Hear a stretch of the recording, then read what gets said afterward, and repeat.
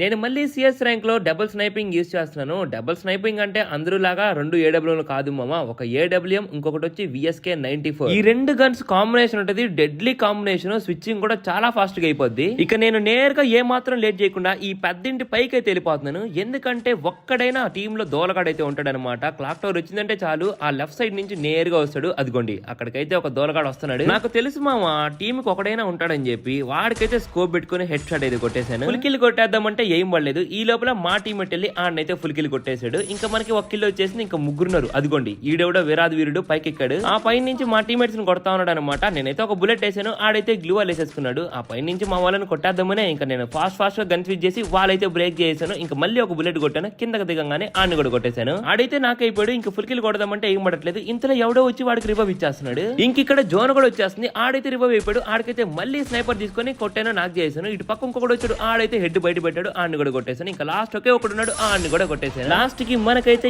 ఏస్ వచ్చేసింది. స్టార్టింగ్ లో స్నైపర్ వాడడమే రాదు, కానీ ఈ మధ్య ఎక్కువ ఈగన్నే వాడతాను. గేమ్ ప్లే నచ్చినట్లయితే సబ్స్క్రైబ్ చేసుకోండి మామ.